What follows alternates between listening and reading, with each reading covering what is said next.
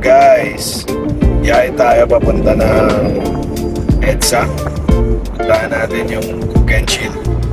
Silipin natin mamaya guys. Hello guys, nandito na tayo sa location. So tingnan natin kung ano mga magaganap dito sa masterclass na pupuntahan natin. Dito to sa may EDSA.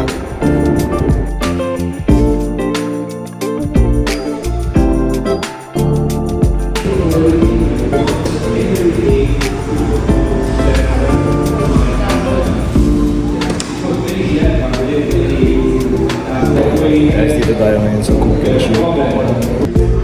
Pagpasok mo pa lang, makikita mo na yung mga iba't ibang klase ng croissant. And meron silang mga gelato. So meron din silang coffee shop sa tabi. Pinopromote pala nila dito yung mga iba't ibang klase ng mga machines. Tara guys, masterclass muna tayo. Pakinig muna tayo sa mga ituturo nila sa atin.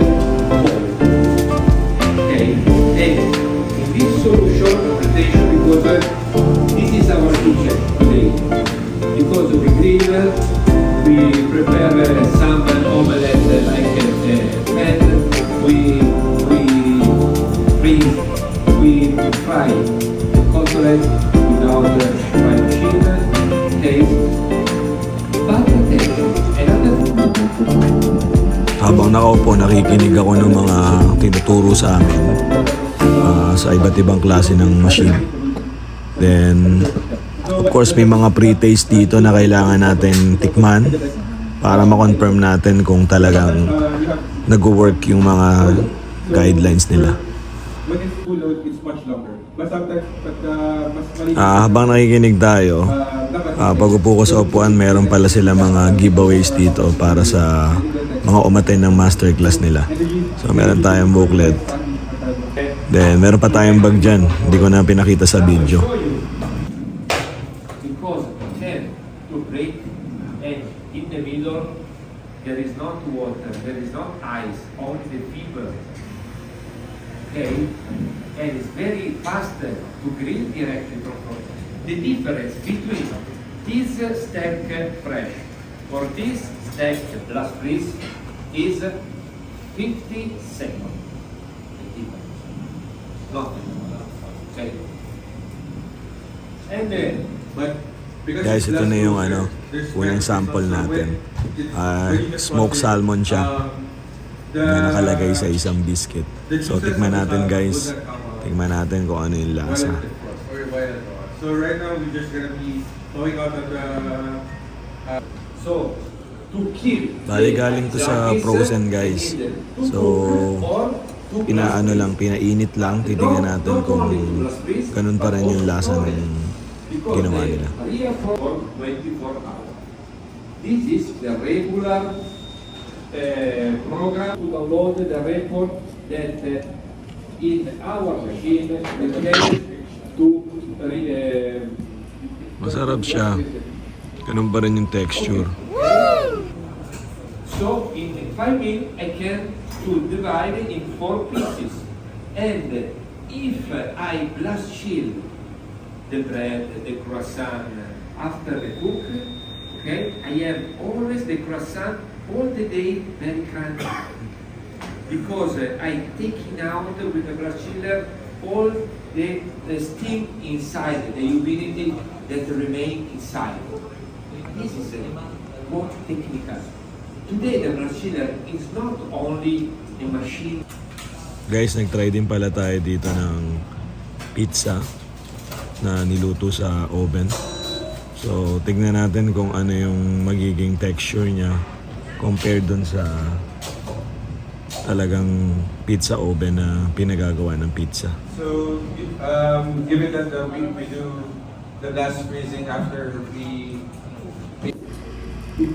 Tara guys, tikman natin yung pizza. Unang agad pa lang, ramdam mo na crispy pa rin siya kahit galing siya sa blast freezer bago lutuin. Then, yon, andun pa rin yung freshness. and some vegetarian. So today we have we're gonna regenerate our porchetta or our coconut. So this was we steam it first, then we finish by crisping up the skin. But after warm holding, but also warm holding and also drying, pasteurizing. One program to prepare yogurt homemade, the sanitization with the steam, the storage and the slow cooking. But this slow cooking is very important because we can connect the hot cycle with the cool cycle. Not like an oven or like a roller. Because when I cook in the Bijou, for example, meat, recipe, for example, chicken breast, by time or vacuum? By time. And Bijou semi. When I finish to cook the chicken, you want blast chill or you want blast freeze? So now we put inside the chicken my fish. So Chef They Sean, will- it can be easily programmable according to my restaurant's menu dishes. yes, so our equipments are very flexible and you can program your. Start helping that. So another example for last the one tray is we proving the proofer. Actually, it's a blast freezer chiller, and you can also do proofing. As you can see, there's a big difference. So here we just prove in room temperature. So with this one, the skin starts to form outside because it's drier humidity outside. But with this one, we have a added humidity inside the prover. So it's very moist at the same time it's proof well. So guys, marami tayong natutunan dito sa masterclass na to. He has helped businesses. Guys, andito tayo sa PMK Nice Kitchen.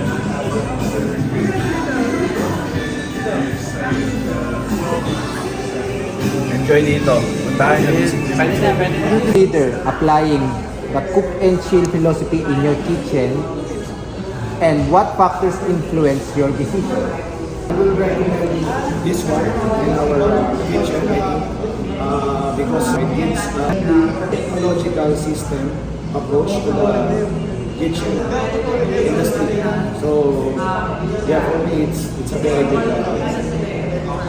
equipment. The system is